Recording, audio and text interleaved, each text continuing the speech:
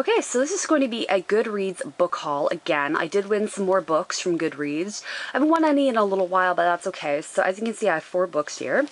I'll just kind of quickly go through them. So thank you to goodreads.com and any of the people that were holding these giveaways, because I do appreciate these. And I do want to say I did read The Perks of Being a Wallflower. I'm actually letting somebody borrow it right now, but it was a really good book.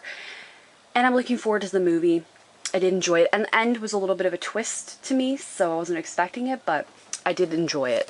First up, I have Backseat by Tom Wasco, and this came with a cool little matching bookmark, which I didn't know. I don't think it mentioned anything about that.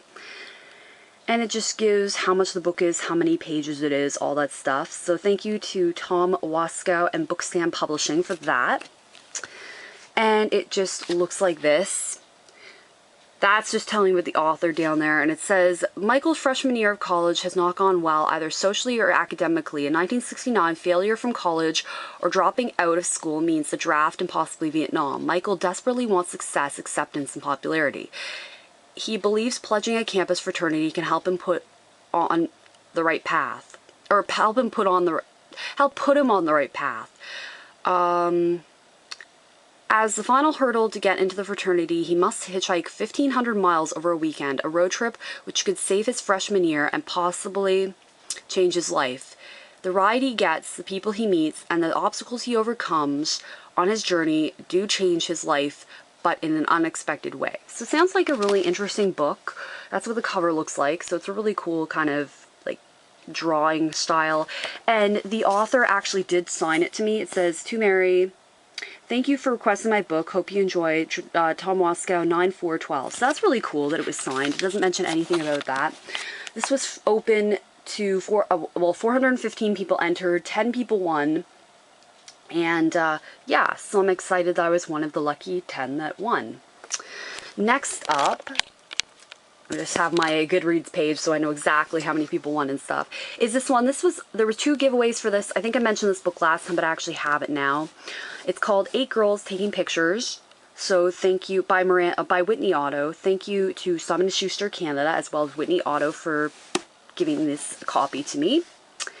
And I really love the cover. That's what drew me to it. I love taking photographs, so again, that's what drew me to this book. It's a beautiful book. The cover is gorgeous, and what I like about this is that it has pictures at the beginning of each segment, if I can find the first segment, like this, which says Cymberline, In Love, or The Unmade Bed. So that's a really cool picture. And then, you know, each section has pictures to it, old style photographs, which are really cool. Oops. If I can find one. The Art of Her Own Beauty, or Observatory Time, The Lovers. So that's cool. So each one has that. So it's a really beautiful book. And this is about, let me see. This is not what the end, this is like an advanced copy, so this is not what the end book is going to look like. And it retails for about almost $30 in Canada, which is kind of expensive, but, you know, books. It says, a deeply affecting meditation on what it means to be a woman and an artist. 8 Girls Taking Pictures is a vivid, sweeping novel that explores the ambitions, passions, conflicts, and desires of 8 female photographers throughout the 20th century. This spectacular cast of spirited, larger-than-life characters offers a wide-ranging insight about the times in which they lived. These women seek extraordinary lives through their work, yet find meaning and reward in the ordinary tasks of motherhood, marriage, and domesticity. From San Francisco to New York, London, Berlin, Buenos Aires, and Rome, this rich, captivating story creates a compelling portrait of the history of feminism and photography. Otto seamlessly weaves together 8 breathtaking vignettes to form a moving, emotionally satisfying novel. It's about women in love with men, other women, children, art, the world, and professional pursuits. So there we go. And the author also wrote How to Make an American Quilt, which I had heard of before. So, oh, and in case you guys are wondering what the spine looks like on this, it just looks like that. So again, thank you. And it tells when it's actually going to be on sale, if it'll focus. So yeah, the beautiful cover was open to, they had 2 of these open. They had one just specifically for Canada and one specifically for the United States. The one I won was for Canada, and there was 264 people that entered, 20 people that won. So I've read the first like little chapter of this, and so far it's pretty good. I did like it. It's about a woman in the Americas in like, I think it was the 1920s. I could be wrong because it's been a little like a couple weeks since I've read it, so don't quote me on that. Next one I won is called That Which Should Not Be by Brett J. Talley. It looks like that. It's kind of I was interested in the cover. It looks really kind of interesting. And this one was also signed to me. If I can open it. Right there, dedication, on the dedication page. It says, for Mary, Beware the Shadows, and then signed by the author, 9/3/2012. So I think it's when they actually sent out the book, because I won this on September 1st, and it was signed the 3rd. So, yeah, the book looks really cool. And I love that the authors signed both, and not just signed it, but also did a little, like, personalization, which was really cool. And the cover is going to be really hard to read here, so I'm just actually going to read it. Yeah. It's, like, going to be really hard to read it, but let's see. It says, Miskatonic University has a long whispered reputation of being strongly connected to all things occult and supernatural. From the faculty to the students, their fascination with otherworldly legends and objects runs rampant. So when Carter Weston's professor, Dr. Thayerson, asks him to search a nearby village for a book that is believed to control the inhuman forces that rule the earth, in Candium Maleficarum, the Inferno of the Witch, the student doesn't hesitate to begin the quest. Weston's journey takes an unexpected turn, however, when he ventures into a tavern of the small town of Anchorhead. Rather than passing the evening as a solitary patron, Weston joins 4 men who regale him with stories of their personal experiences with forces both preternatural and damned. 2 stories hit close to home as they tied the tellers directly to Weston's current mission. His unanticipated role as passive listener proves fortuitous, and Weston fulfills his goal. Bringing the book back to Miskatonic, sorry, it's hard to read, though, proves to be a grave mistake. Quickly, Weston realizes he has played a role in potentially opening the gate between the netherworld and the world of man.